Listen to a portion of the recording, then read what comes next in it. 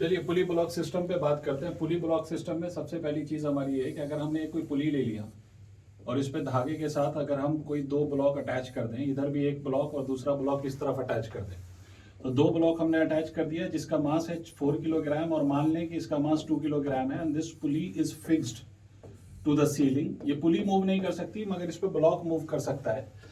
जिस ब्लॉक का मास ज्यादा है अनडाउटेडली वो स्ट्रिंग के साथ वो ब्लॉक नीचे मूव करेगा और जिस ब्लॉक का मास कम है वो ब्लॉक के साथ ब्लॉक ऊपर जाएगा। इस केस में चूंकि दोनों एक ही स्ट्रिंग से बंधे हुए हैं तो स्ट्रिंग अगर सेम है तो दोनों ब्लॉक के एक्सेलरेशन को सेम होना पड़ेगा। उसका रीजन क्या है?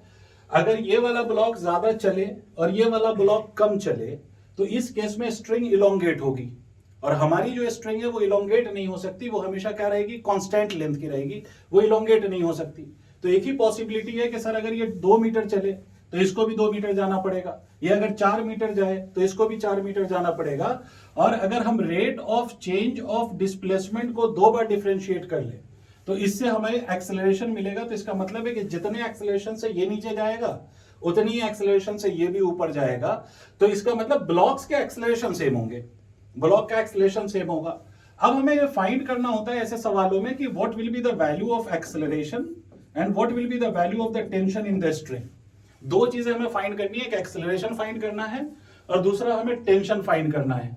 तो इसकी वैल्यूज फाइंड करने के लिए स्टेप्स क्या हैं? सबसे पहला स्टेप, दोनों ब्लॉक की हम एफबीडी बनाएंगे। एफबीडी का मतलब फ्री बॉडी डायग्राम।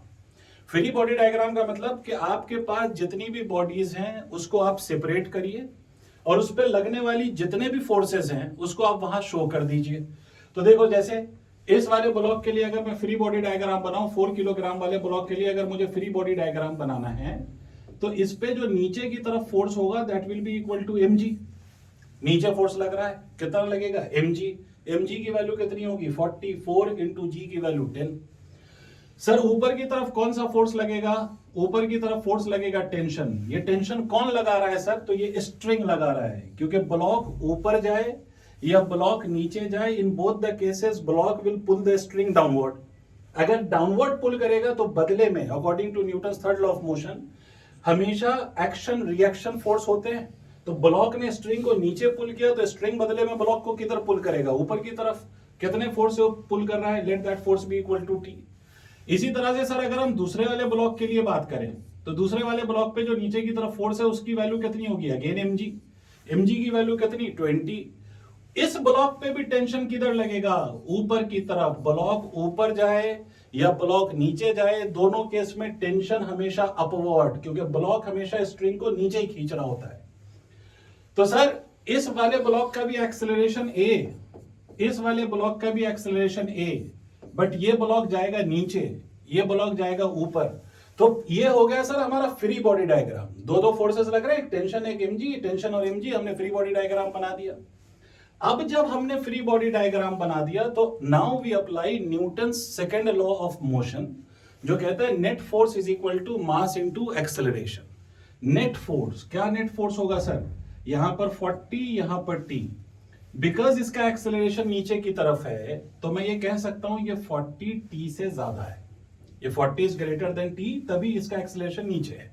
तो हम क्या लिखेंगे? 40 minus of t that is the net force is equal to कितना? Is equal to mass of the body multiplied by acceleration. तो कितना आ गया? 4 इंटू a। सिमिलरली इस वाले ब्लॉक को अगर आप देखें तो ये वाला ब्लॉक ऊपर जा रहा है, तो मैं यहां पर अज्यूम करूंगा कि ये वाला फोर्स इज ग्रेटर देन 20, तभी ये ब्लॉक ऊपर एक्सेलरेट कर सकता है। तो इसके लिए हम इक्वेशन में लिखेंगे t minus of 20 is equal to 2 multiplied by a। अब सिंपली हमें कुछ नहीं करना है, लीनियर इक्वेशन इन 2 वेरिएबल्स हैं, सिंपली आप इसको सॉल्व कर लीजिए। अगर आप इसको सॉल्व करेंगे तो t से t कैंसिल, 40 में से 20 घटा दो, 20 is equal to 6 multiplied by a की वैल्यू आ जाती है 10/3 metre per second square. Once you have got the value of a, finding the value of t is not a big deal। आप a को उठा के किसी भी एक इक्वेशन में रख दो। मान लो सर हमने a की वैल्यू यहां प्लग इन कर दिया, तो यहां प्लग इन करेंगे आप तो t minus of 20 is equal to 2 multiplied by 10/3 हो जाएगा। अरे हो जाएगा। तो t की वैल्यू कितनी होगी? 20 प्लस ऑफ 20/3। तो t की वैल्यू कितनी हो गई सर? 80/3 न्यूटन। ये आपका टेंशन की वैल्यू आ गई और ये एक्सेलरेशन। पहले फ्री बॉडी डायग्राम, फिर उसके बाद हम अप्लाई करेंगे Newton second law of motion, that is net force must be equal to mass into acceleration.